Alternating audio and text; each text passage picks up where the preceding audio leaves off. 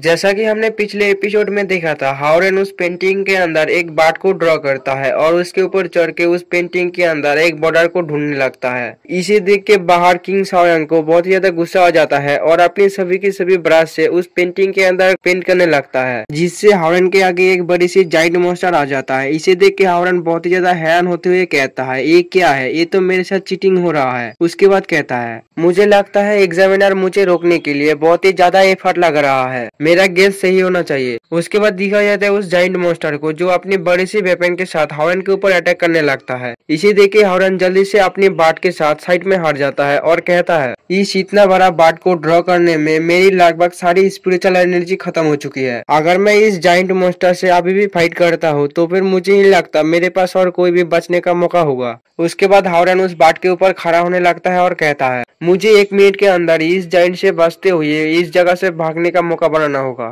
उसके बाद हावरेन अपने हाथ को ऊपर की तरफ उठा के लाइटनिंग को क्रिएट करने लगता है, जिससे हावरेन की आंखें भी चमकने लगता है। हावरेन कहता है, अभी के लिए मुझे लगता है सिर्फ मैं अपने हाथ को ही चांस दे सकता हूँ। उसके बाद दिखाया जाता है आसमान की तरफ भी, जहाँ पे एक लाइटनिंग ड्रैगन निकल रहा होता है। उसके बाद दिखाया जाता है हावरेन को, जो अपनी हाथों को नीचे की तरफ एक स्ट्राइक करता है, जिससे वो लाइटनिंग ड्रैगन हावरेन और वो जाइंट मॉन्स्टर के बीच में ग्राउंड पे आके लगता है, जिससे उस जगह पे एक बहुत बड़ा लाइटनिंग की धमाका होता है, जिससे उस लाइटनिंग की वजह से उस जाइंट मॉन्स्टर को आगे देखने में थोड़ी सी दिक्कतें होती है। इसी वक्त का फायदा उठाते हुए हावरेन उस जाइंट के साइड से निकल के उस पेंटिंग से बाहर निकल जाता है।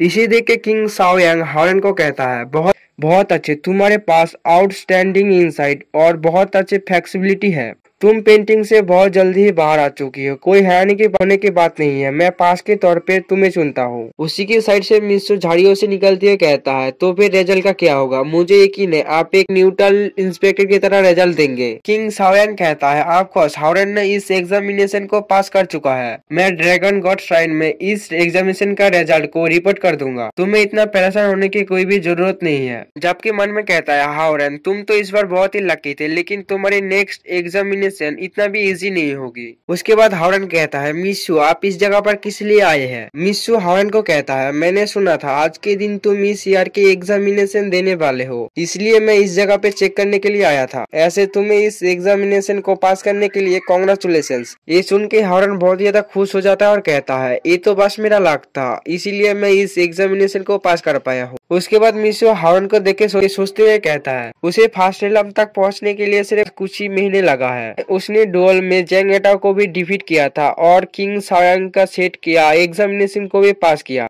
मुझे लगता है किसी तरीके से ये लड़का बहुत ही जीनियस हो सकता है। उसके बाद सीन शिफ्ट होता है, हमें कहा जाता है झाओयान जी के बर्थडे के बाद वेस्ट ओशन ड्रैगन ट्राइब ने ईस्ट ओशन ड्रैगन ट्राइब के खिलाफ अपनी फाइट के दौरान बहुत सारी अपर हैंड गेन करना शुरू कर दिया है।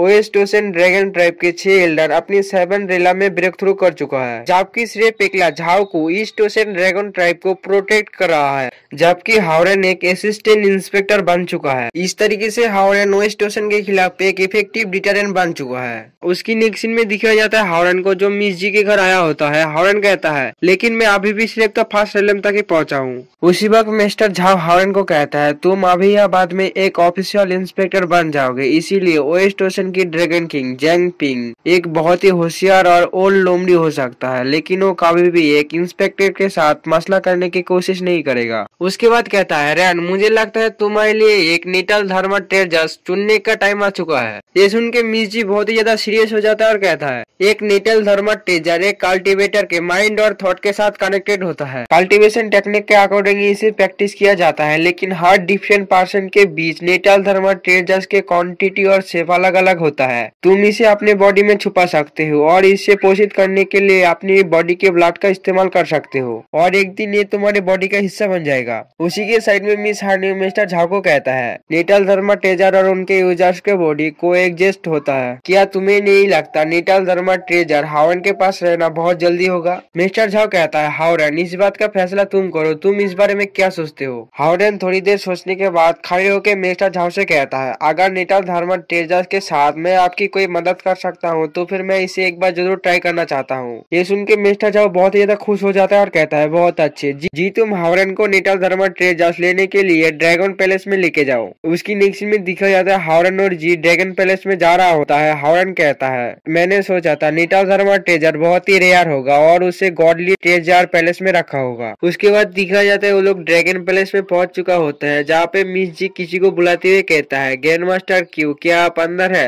हावरन मिस जी को ऐसे बुलाते हुए देख के कहता है, क्या तुम ड्रैगन ट्राइब का प्रिंसेस नहीं हो? तुम तो उसे इस जगह पे आने के लिए भी कह सकते हो, उसे तो शुक्रगुजार होना चाहिए, तुम इधर खुद आए हो। मिस जी हावरन का मुंह बंद कराते हुए कहता है, क्या तुम धीरे बात नहीं कर सकते? क्या तुम पागल हो चुके हो? ये वो जगह है जिस जगह पे Q new legendary godly dragon के सामने रहता है और वो हमारा ग्रेट एंसेस्टर में से एक है। उसके बाद दिखा जाता है ड्रैगन पैलेस से एक लड़का निकलते हुए कहता है, क्या तुम लोग थोड़ी देर के लिए चुप नहीं हो सकते? मैं बड़ी मुश्किल से दोपहर में एक झपकी ले रहा था। उसके बाद हमें इस लड़के का नाम बताया जाता है जो लिटिल डाउस जैन होता है और ग्रैंड मास्टर क्यू न्यू की डिसेबल होता है। इसी जगह एंड होता है।